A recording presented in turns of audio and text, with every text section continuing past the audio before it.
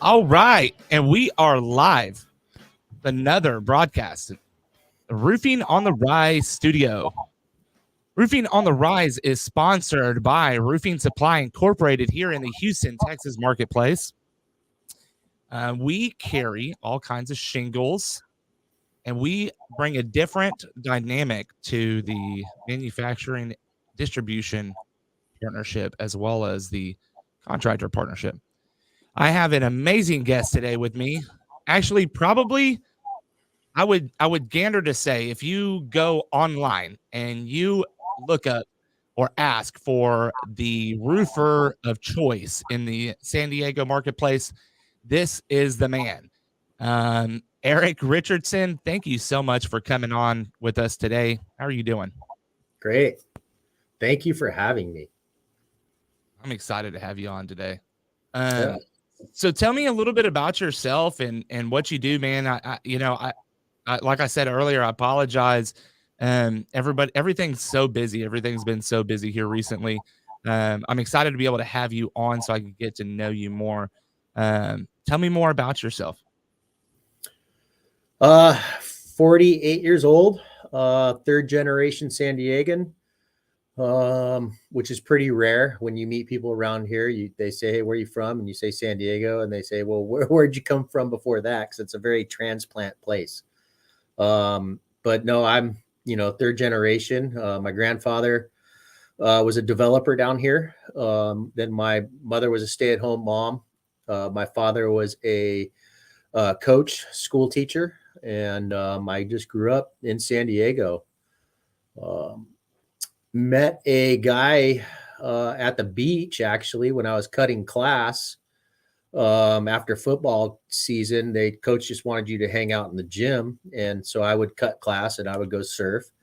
And it would give me enough time to come home and get my hair dry. And my parents had no idea that I was going to the beach during the day. Um, during I think it was 11th grade. There was a guy there who he was an ex-pro surfer, surfed really, really well. And he was like my father's age. And I paddled up to him one day in a Wednesday in the middle of the day. And I said, "Hey, dude, how are you pulling this off? Like, how do you get to surf in the middle of the day when my dad only gets to come to the beach like on a Saturday and a Sunday?" And he told me he owned a roofing company. Hmm. So light bulbs went off in 11th grade. Told him I'd give him summers until I graduated. First summer was so profitable that I didn't go back to school. I made it a life goal to be where he was, to have my own company, and with the mindset of not when the surf's up, roofing company. So when the surf is good, you surf. Dang. Well, that's cool. Yeah. Definitely a different aspect to the roofing industry. I think a lot of us look at the freedom, the time freedom there is, quality of life, Yep. right? That entrepreneurship brings. Um, so that pretty much kind of goes right into your mindset, right? So you're a younger kid, um, on the beaches, finding that your dad is working his butt off, and he's not able to be on this beach, but this guy can. So you're like, well, I'm gonna jump into that. What was your mindset like when you first started? Because I'm sure there were some adversities that you ran into. Yeah, it was a different mindset than it is now. Um, California is very different. Like we're not a pretend roofing company like I see outside of California, Ooh, where it's no knock, it's no fault. Our knock and our fault is that we're less business minded here in California. Okay, huh, so a chuck in a truck without a license state with no roofing experience can go and start a roofing company basically over the weekend. Whereas in California, we actually have to prove that we were a journeyman roofer for 4 years. yeah, So we were predominantly banging nails. Okay.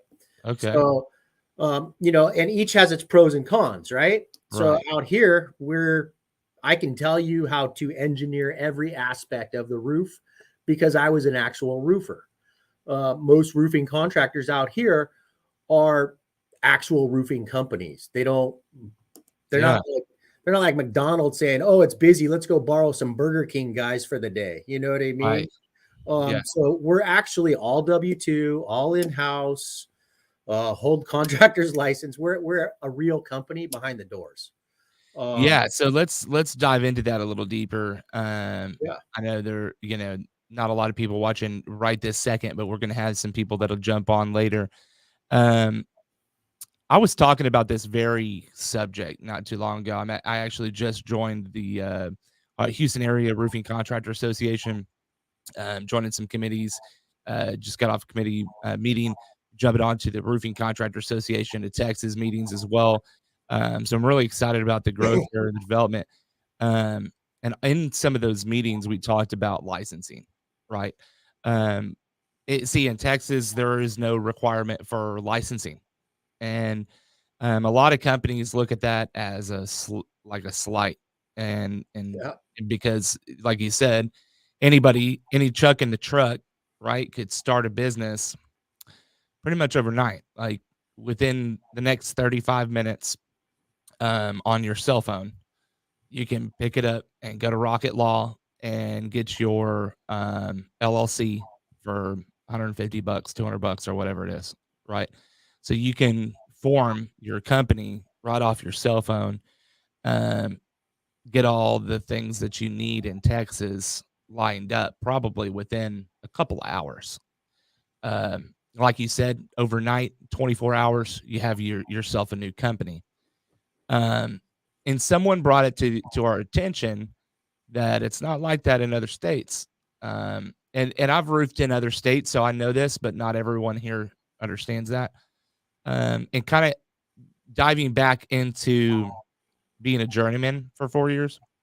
So you got to go in and learn the business at a cellular aspect. So you got to go down to the nails, the shingles, the underlayment, the drip edge, the sidewall, head wall, flashings. You got to do it all.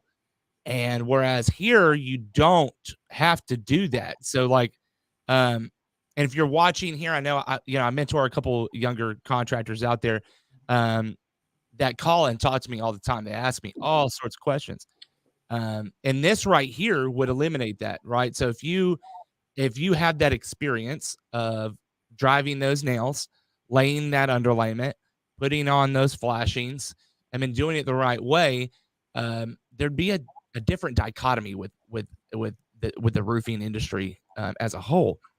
So to to direct the question a little bit more specifically, um, whereas it comes to becoming a contractor in California, specifically, what do you have to do to become a contractor? So So what what I does had to do journeyman was, look like, right? what does that For look people like? that don't know. Okay, so what I had to do was I went to the CSLB, the Contractor State Licensing Board, which governs all of our contractors, all of our trades. I went on their website. It says to get the application to take that test. It's a two-part test, law and trade, depending on what trade you have. And it says to even get that application, you need to fill out this form. This form required proof of 4 years journeyman level. So I Mhm. had to go to all my ex bosses and say, hey, can you fill out this form that I worked from you at journeyman level between these dates? Between these dates, each contractor had to sign off saying that, yeah, I performed those duties of a journeyman from this year to this year, right? So then I submit that. I think at the time it was like $360 with that application to receive a test date. Uh, they were backed out about 6-7 months from when I submitted to that test date. I went to a school, Golden State Contractors School, where I paid a little bit of money. they did not teach you the trade, but they taught you all the law section. And then you Mm. got to keep recurring back at his in-seat classrooms until your test date. I made such an impression on that guy that he started referring me to all his general contractors. He started buying a bunch of apartment complexes, and I started doing all his roofs. Oh, And so, from very beginning, it wasn't really about what you know, it's about who you know yeah. and how you leverage that, right? And making impressions and then providing experiences. And so his experience with me in the classroom, my attentiveness, my questions, my engagement, must have really triggered him to, I mean, and he licenses almost 50% of the roofers here, right? So to be able to get that shift right then and there was really powerful for me on how to move forward. That's crazy. So for for me, I'm looking at this at hours per perspective here. So um, everyone can understand this, right? Uh, 4 years as a journeyman. There's no way getting around that. Like, I how mean, how does a contractor? This is my question for, and this is almost like a question statement type thing. So you come in and you got to work for 4 years before you can even consider running it. oh, I worked from 1992 till 2002. I did 10 years on the roofs for many different contractors before I got licensed in '02. Wow. Okay. So is it, have you heard of anyone in California skipping the first 4 year step? Yeah, I mean, like, let's say some dude knocks on my door and says, "Hey, I'm looking to start a roofing company. Will you sign off? Here's $5,000 and say that I worked for you between these dates," right? Yeah. Um, I'm sure that that happens. Like, if I could think of that scenario, I'm Right. sure that that scenario happens, right? Right. But then now I'm putting my neck on the line, right? Some Pretendico Right. guy comes in and says he wants to be a roofing contractor and has no clue what he's doing. Um, that they're probably going to find out why was this guy so not knowledgeable? Why did he dupe this many people? Let's go back to how he got his test, right? Mm, So there I'm you not go. going to do that, but I'm if I can think of that scenario, I'm sure somebody's thought of that scenario already. Right. Do you think that being having that 4 year requirement um, is a benefit to California? Be it that maybe it weeds out some of those trucks on the truck. Oh, definitely. I mean, it doesn't separate me from everybody else in California, but if I went to another state and then was able to go to through my sales process of understanding on a granular level, attic ventilation, why these products are being used, I could. I mean, you take a retail roofer and you put him in an insurance market, and he'll fricking drown that pond. You Right. know what I mean? Like what I'm finding now, remember, I'm third generation California. I've never even Right. seen hail in my life. 100% retail contractor from the get go. Um, I'm finding that these guys, they start a roofing company and then they have somebody else build the estimate for them. Like they have a Yeah. claims department or Xactimate or whatever these things are, Yeah. which is totally bizarre to me, right? That some dude is behind the scenes that doesn't have a contractor's license is performing a scope of work, right? Yeah. Like would if you walked into a hospital and you go to your doctor and you go, oh, the doctor's, oh, hold on, let me go have somebody over here write your Yeah. prescription for you without a freaking doctor's license, without a medical certificate, right? Right. Bizarre to me, dude. Totally bizarre. So I think that the disconnect there is like on a insurance side of things, um, more okay. We don't have licensing over here, right? Right. So for us, that dichotomy is different. You're like a doctor in California almost, right? Yes. So like you have the law side, the construction side down. That's why you're in the position that you are now. And that's why you have that sort of mindset too, because you're like, well, dude, if this is how I do my job, how are you telling me how to do my job? Right. Because that doesn't make sense. Like, and No. we maybe you should bring this up. You're looking and you're in the insurance restoration sphere. This is why there is I believe a lump sum contracting, because Yeah. like, who are you to tell me what I'm going to charge this client for what you're saying is damaged? You're Sounds like saying communism to me, dude. Like I live in America. You know what I mean? Like that was what good. do I live in a free world but operate under a communism kind of scenario? Ooh, Like it's just so and you got to understand, dude, like and then when you ask, right? So California is so different that we're all nail banging minded. We're not business minded. Um, Far better business people with zero roofing knowledge could probably operate successful businesses better than most out here in California. But you go on any of these roofing groups, dude, and ask for a roofer in California, they're not on it. You know what I right. mean? Like I stumbled on this all kind of just bored on Facebook, right? And so it's it's just different. Like we have the same things. Like I've been on the board of the Roofing Association in San Diego. I've been on the Yeah. board for the California Association um, for the last 13 years. Dude, we have 400 roofers in San Diego.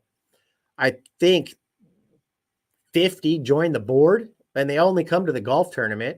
Every Sounds freaking, about right. you know what I mean? Like every Yeah. meeting, it's mostly vendors and suppliers who come to our educational meetings. We struggle to even we have to have, I think it's 5 contractors on the board at all times to even Yeah. be an association. Yeah. And it's just the same 5 for the last 13 years. Like I just Yeah. rotate from secretary, vice president, president. You know what I mean? Yeah, we're at the same thing. We have to have at least 5 contractors to make quorum, actually.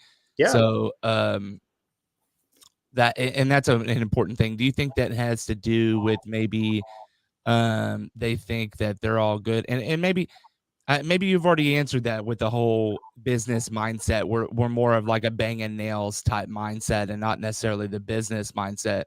Maybe that's the disconnect It there, is. It right? is.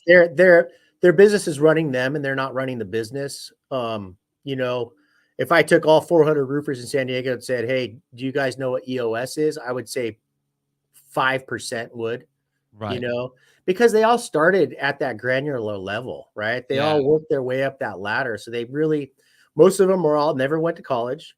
Most of them probably were high school dropouts that said, "Hey, dude, I want to work outside and not go to school."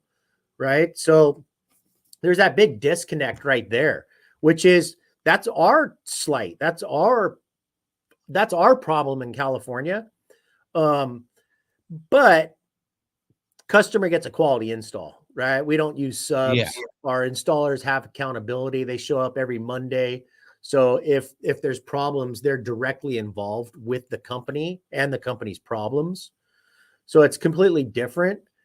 But like in Texas where you live, dude, you have tornadoes, you have hail, you Yeah. actually have weather, right? Right. Yeah. Like I've got palm trees without coconuts. I don't even have coconuts falling from the sky. Yeah. Like I've never seen hail. There's never going to be a freaking hurricane or a tornado. Yeah. You The know, worst thing you got is like, the shifted tectonic plates, an yeah, earthquake. you get an earthquake, right? But then Um, that's like whole house insurance right. situation. So Right. Yeah. Yeah. The roof situation's completely different. I mean, like you said, I mean, it hail this morning. I woke up and it's raining, and I hear thunk, thunk, thunk, thunk, thunk, and I'm like, we've got a little intermixed hail because nothing's hitting the second story of my condo. Nothing is going to hit that except for rain and hail. yeah, Yesterday, driving, forgot what meeting I was driving to. It's hailed like every day for like the last 3 days, I think.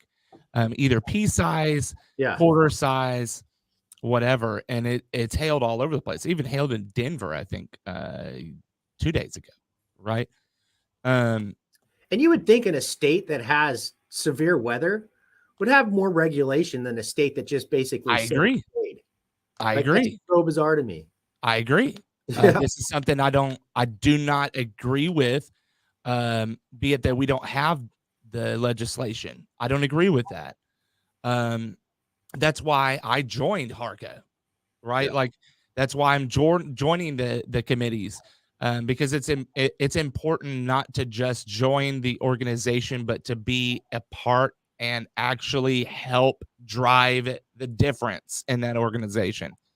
And if you're not doing that, then you're just voting, Yep. basically, right? And there's a difference between voting and being a part of the delegatory process. So like here's that would you steal bread to feed your family kind of question, right? Yeah. Dallas Fort Worth, probably the Yeah. most flooded roofing market in the United States, right? Agreed. Asking the roofers of Dallas, hey, would you guys like to have a licensed state, right? Yeah. So it's like probably the smart, intelligent Dallas roofers would be like, heck yeah, this will weed out from like 6,000 down to 600, right? Yes. But then some of them be like, heck no, I want my freedoms, right? Yep. So it's like, you know what I mean? So I was in a circle last week, Friday, Thursday. Dmitry Limpinski came into town, did some marketing and some other things. Had a nice little sit down and was a part of that. Thank you, Dmitry, for letting me come down to that. That was awesome. And in this circle, this was brought up, and one of the contractors there, like a lot of them were just silent.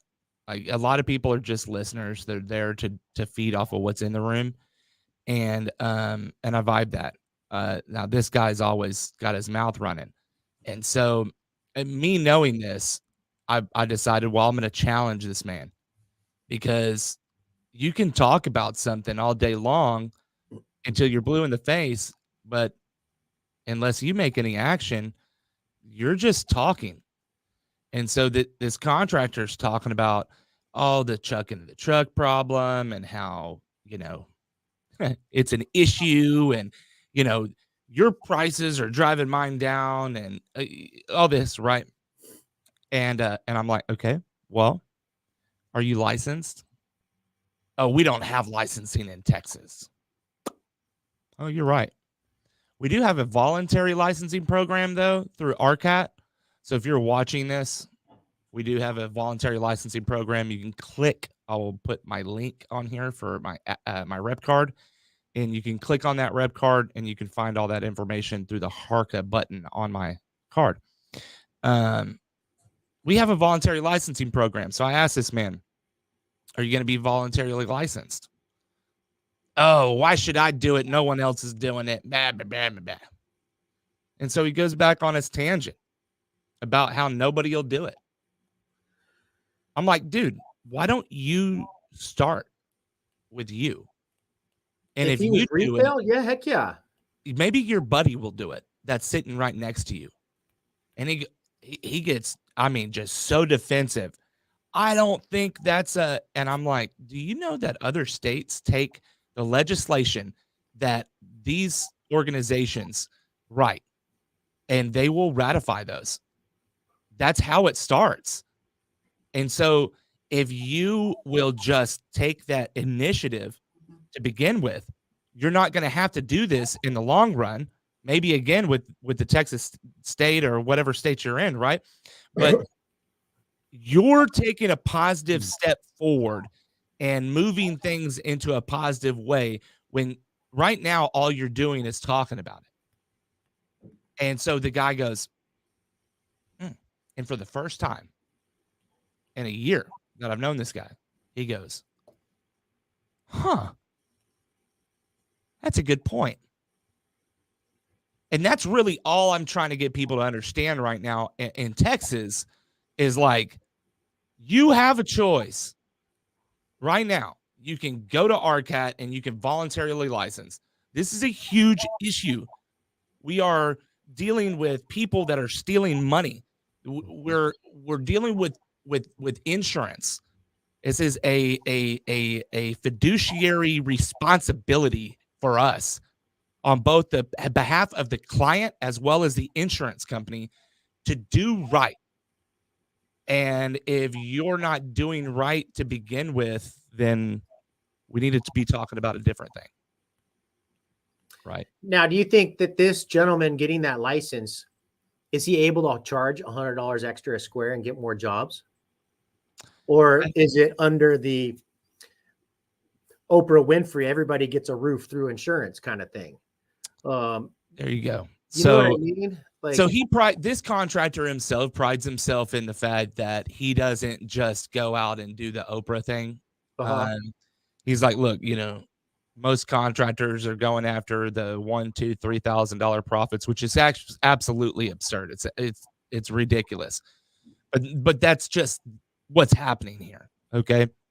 And what he's prided himself on is that he's going and he's getting what he should be. Right. So if it's a large home, he's making very good money on that home. To rightfully warranty his work. Yep.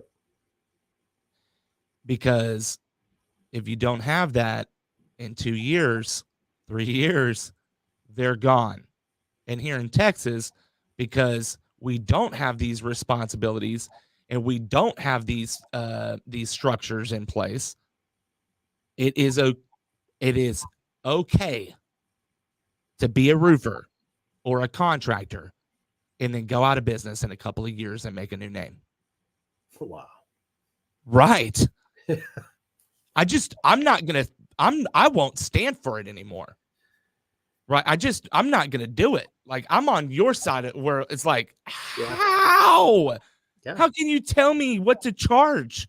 Yeah. This isn't insurance. I'm dealing with insurance and I go to a home that has been ravished by a hurricane. And you're telling me what it's going to cost to replace their entire home and how much it's going to cost to dry it out per square foot? How do you know? Yeah. Do you have the labor? Has different overhead. Every company has different structure. Exactly. How is it blanket pricing? So bizarre. And I think that's shout out to Bradley Gardner. He's got an awesome system at which that he does business with insurance companies at a lump sum contracting method where he doesn't allow the insurance company to dictate what he is going to charge or what he is going to do at the property, as long as it's, hey, we're following your scope, or hey, listen, your scope is off. You don't know what you're talking about. You're not a contractor, right? This is what's damaged, but it takes XYZ to replace that damage, which means we have to replace all this stuff. And you're not covering that right now, but I have to do it. So if I'm doing this job, this is what I'm doing. Yep. And I think too many people will get that statement of loss from the insurance company and they'll read it. And they're like, I had this conversation yesterday. There's no detach and reset of gutters, and the drip edge. The gutters go straight through the drip edge. What are you going to do? You have to take them off. Isn't it the insurance companies to make sure that their investment is protected and insured? But they want a shitty install, which now is going to lead to another claim. Like, what? Where's this disconnect? Yeah, I'd agree with that. Wow. And I think a lot of us do. But I think that because there's not the strict regimen in a lot of these states, we don't necessarily hone in on it because it's a wild, wild west. You can get away with just about whatever you want. And yeah, that's what everybody's always looked at Texas as, is the wild, wild west. I come here and do whatever you want type thing. I've worked for some pretty heinous guys. I had no clue. I was just in a pinch and needed to make money, and they were there, right? And that kind of goes down to doing, your due diligence on everyone. Um, and it's unfortunate that states like Texas don't necessarily require us to do all these things, but you also got to look at what kind of state we are, right? Yeah. We're extremely conservative on all levels, all right? Yeah. Uh, since my sponsors don't censor me, marijuana. Yeah. Uh, marijuana is sold and taxed in California, whereas it is not here in Texas, right? So there is a big difference with the legislator, the government, everything. How California is ran to Texas.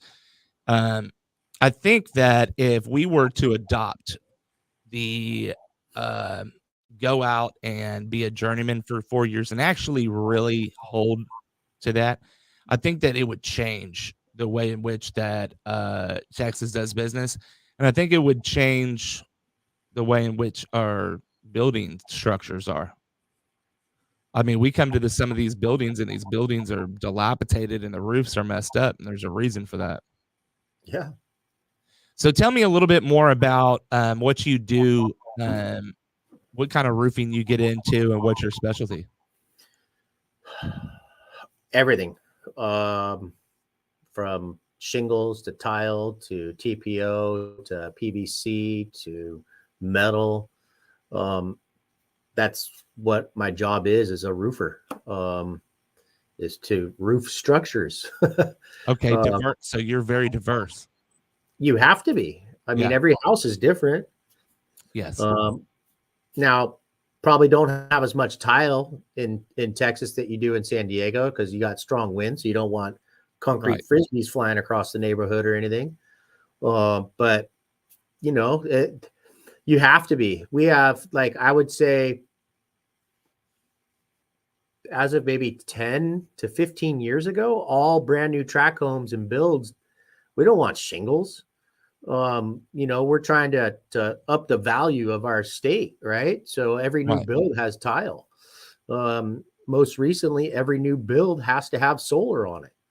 So you Say build that again. every brand new build has to have solar on it. Ooh, let's Yeah, go. yeah. And now California just changed the rules to um, from net metering 2 to net metering 3. Okay, so what that means is, in the beginning, solar was net metering 1. It was a 1-for-1 exchange. Okay, means I put black solar panels up on my roof. During the day, they would soak in the electrons, turn them to protons, transfer that over, change it from DC to AC, and then I can produce energy in my home, right? Well, during the day, those panels are up on the roof. Every house is different. Your house and your next door neighbor's house, you use energy different. Maybe you stay up till midnight. Your house, the next door neighbor, goes to sleep at 7 o'clock at night, right? So Right. everybody uses energy different. Some houses have homeschool, some don't. Some are retired, some work from home, right? So every energy is different. So in the beginning, you would put the black panels up on the roof. It would power the house during the day, and then it would send it back to the grid.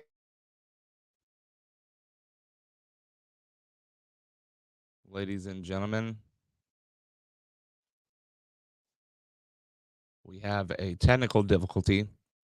Stay with us, please. If you are watching, thank you so much. I see that there is one person that is constantly watching. Might be my wife. It is my wife. Thank you. Love you. Um, we're talking about solar here in the California market. We will pause for just a second here to give Eric the time to come back in. We're talking about that solar is required in California right now on all brand new builds. Pretty interesting deal there. And he's talking about how that is done. So the way in which that energy goes in between the panels to the battery, etc. It is my wife. Awesome.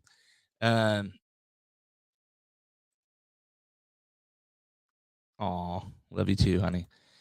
So, Rit, we are at the end of this. I'm going to go ahead and shut it off. Eric, I appreciate you. Thank you so much for coming on. This has been a live broadcast. Roofing on the Rise. Oh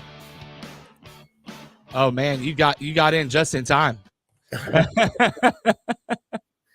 So you were talking about the transfer of energy in between the panels. Yeah. So during the day, it would send that excess that you didn't use to the grid. The grid would kind of store it like a bank, right? Then they would send it back to you at night so you could use it because the sun wasn't out. So many people have gone solar in San Diego that the grid's full. And so our energy and electric companies are saying, you know what, we're done trying to be a free battery for you. We're going to take that credit and choke it down to basically no value, right? And so if I had a cell phone that was worth $100 and you said, hey, I'll give you a nickel for it, I'm going to be like, dude, I'll keep my cell phone, right? Right. So they're forcing now people to get their own battery and be their own grid in the garage. I think it's going to set the precedent across the United States to be more self-consumption when it comes to your energy footprint. And I think more states will follow, like they always do, kind of follow California. Yeah. And so most other countries are that way. Like you don't get solar without a battery. You don't, right. It's for a whole long time, we've been trying to spin the meter backwards for the consumer. Yeah. Because it was a better ROI for them on banking credits. Now you don't spin that meter backwards. Now you're sizing it to be 100% consumption on your own without having to rely on the grid, without having to rely on the electric company who raises their prices every year. And so California knows this. They know that every time we have a heat wave, our infrastructure gets really, really drained. And so now they even give you an incentive. Like there's 2 days in September where they're actually going to pay you to send them energy that you make at like almost $3 a kilowatt hour.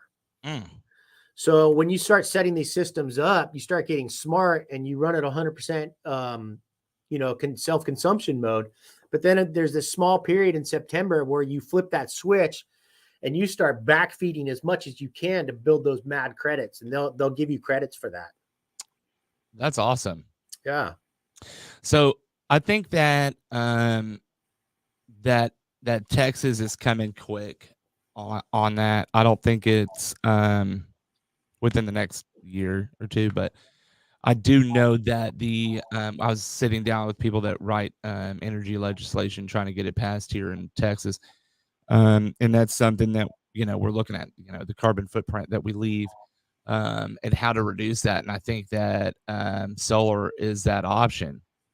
I don't think that there's a doubt in our mind what it is, but like we said earlier, we're a conservative state, and we just drag our freaking heels. I mean, we're pretty much the last state to ratify just about anything, unless you're going to talk about seceding from the union, and we're like the first person to leave. Absolutely ridiculous. I think that we need to pay more attention to a couple of things here in Texas, and one of them is energy, and two is legislation.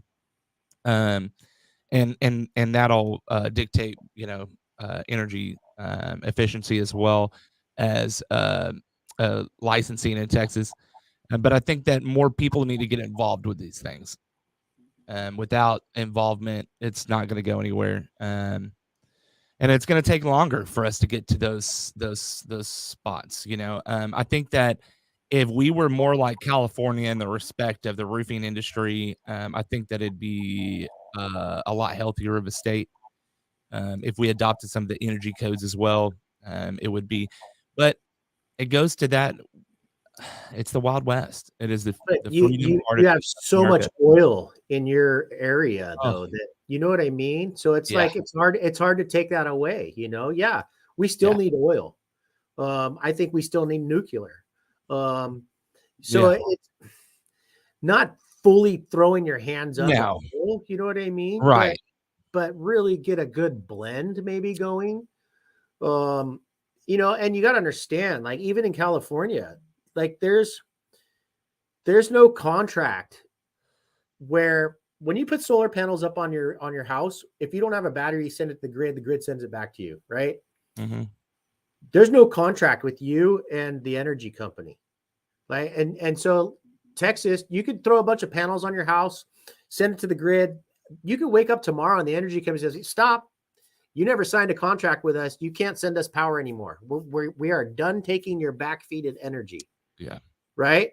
yeah. And so all of a sudden now you're in a mad scramble to either take off some panels so that you're not overfeeding, right, Mm, that system, or you're throwing a battery in the garage to feed that overage to your battery so that you could draw from that at night, right? And so if any state would do that first, it would be Texas. I probably think that yeah, they would wake up and say, hey, no more, you know. Um, but it's hard to say, you know. yeah. I agree with that. So real quick, I got another podcast coming up here in the next 15 minutes. It has been an absolute blessing to have you on today and to pick your brain on these technical side of things. I really didn't think that we would talk about these type of things, which I'm glad we did, because that's actually where my head was at today. Like that's kind of a God thing there.